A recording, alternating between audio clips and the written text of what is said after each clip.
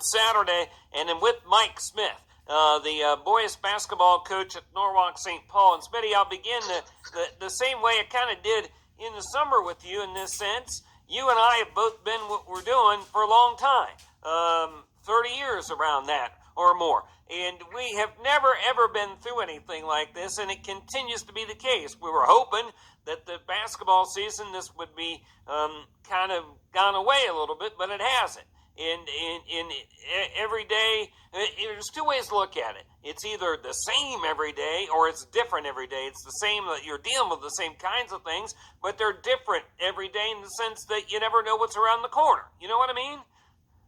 Yeah, it's been interesting, that for sure.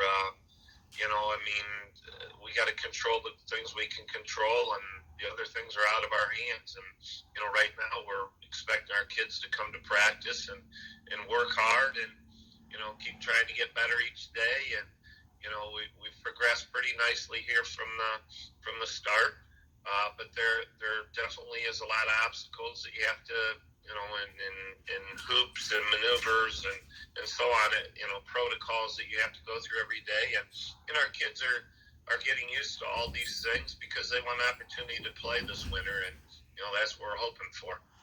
Leadership, I think about that, Coach, and you mentioned your kids want to play, and everybody wants to play, but you've got to go through those kids got to go through those things that are going to allow them to play. You know what I mean?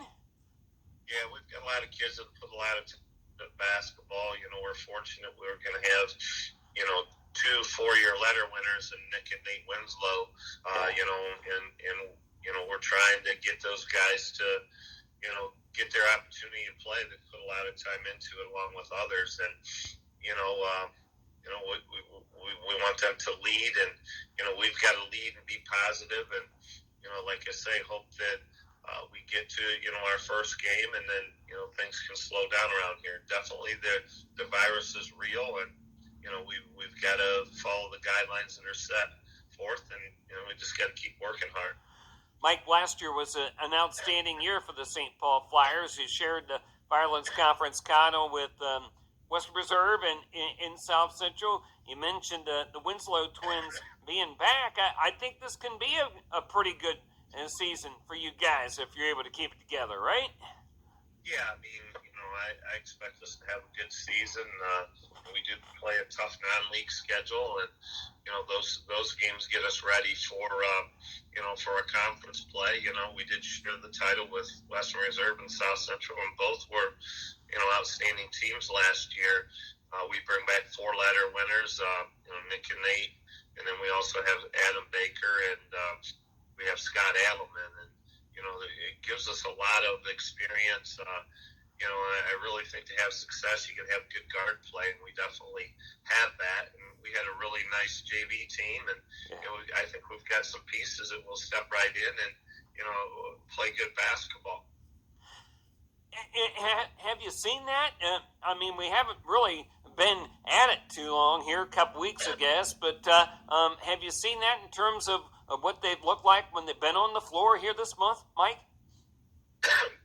Yeah, you can really tell, when really we're just kind of, when we put new stuff in, you can tell the experience. Those kids, they know exactly what's expected of them, and you jump into a drill, and our kids all know that, and that's the consistency of our program.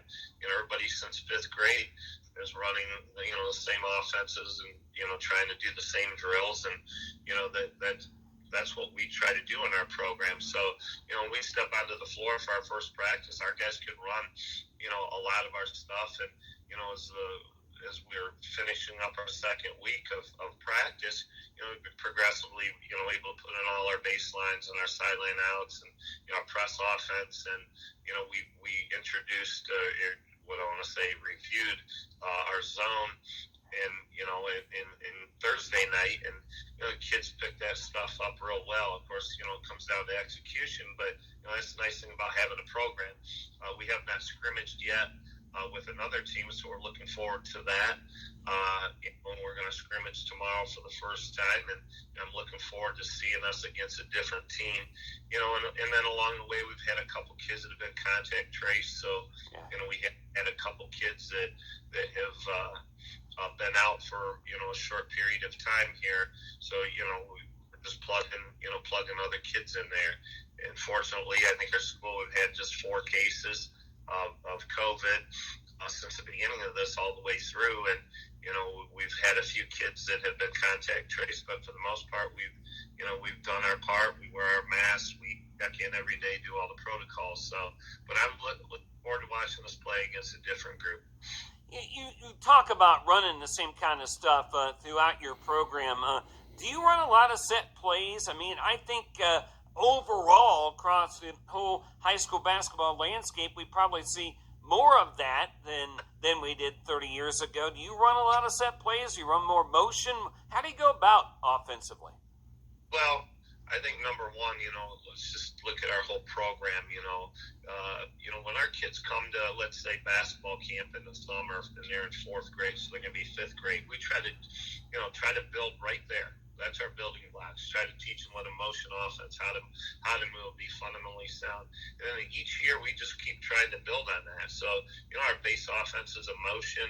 And then, at each level we just try to, add a few more things. So by the time they get to me, they've run that stuff. As far as us running a lot of sets, it all depends on the personnel. I mean, I have a program called Fast Draw that, I have every set that we've run, in the last 15 years since that program's been out. And I also have every set that anybody we played against, I can click on that name. So, when we put together a package this year, our package is different than it was, 2 years ago. 2 years we had bigger guys, and we ran a little more high-low stuff that we got from Kansas. So, this year we're trying to put in a package of sets that fit our personnel, and some of our personnel is back from last year, so some of that doesn't change, and we've thrown a few wrinkles at them, and these kids are very, they adapt to it very well.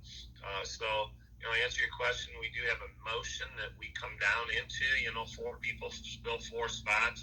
Obviously our post player, our 5 runs to the rim, and then we play out of that. But we do have sets, but our sets vary on what our personnel and our skill level is.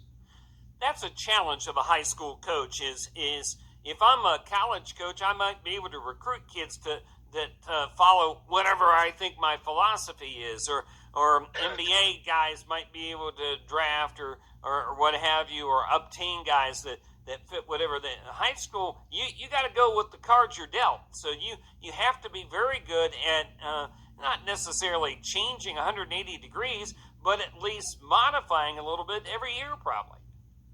Yeah, especially offensively. I mean, defensively, everybody kind of hangs their head on what they like to do or what they're comfortable. Obviously, we're a lot of man-to-man, and we take a lot of pride in scouting reports. There's things that switch screens on. There's things that we won't. All based on what we can do and what we can handle. We might, if a guy's a great shooter but doesn't do things off the dribble, we're going to crowd him and try to make him do things off the dribble. If maybe in our film study feel like a guy is not confident shooting, and he's a little bit better just attacking the basket, we're going to make that guy shoot, maybe give him a couple steps and help him. They've got a big, we might help off of guys that we don't feel maybe shoot the ball very well, and our kids do a great job of that. And that started at the freshman level, just the scouting reports, film study. I know people hear that over and over, but we do a lot with that. And some people will say, no, our kids can't adjust to that, and our kids can't handle that.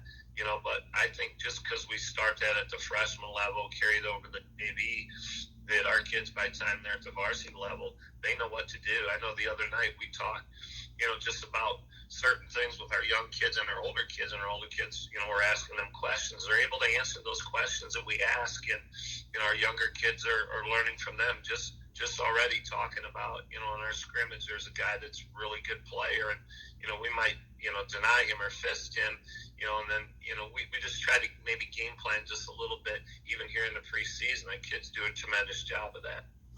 And Coach, anybody that thinks that that the old Hollywood dumb jock thing applies is crazy. Because if you're going to be a good player, you not only have to be athletic, you got to be a smart player, don't you? Absolutely. You got to have good basketball instinct. You can be straight A's and maybe not pick things up. You know, there are some kids that are just strictly black and white. If you tell them to do something, they're very disciplined, you know, and then, you know, somebody might counter and they're like, you know, they don't know how to handle that sometimes. It's like, you know, sometimes you just got to be smart, you know, or sometimes you just got to go and make a play, you know, and again, as a coach, you know, you can win 17 games one year, be the greatest coach in the world, or 20 games, and then 2 years later, you might only win 4 and are ready to fire you. And, you know, you probably are a better coach 2 years from that, but, you know, you got to have players as well. So we try to put our kids in the best situations we can, and, you know, we try to do the things that we're good at. You always got to defend and rebound and take care of the basketball, and obviously shoot the ball and make free throws. And, you know, game prep to us is very important as well.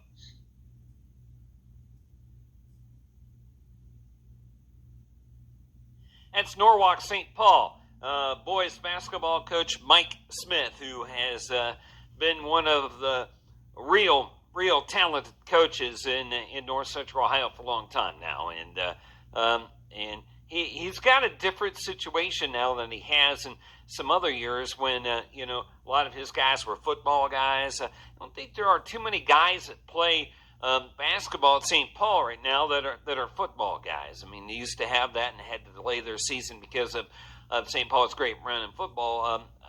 Not so much is that happening now. Next hour,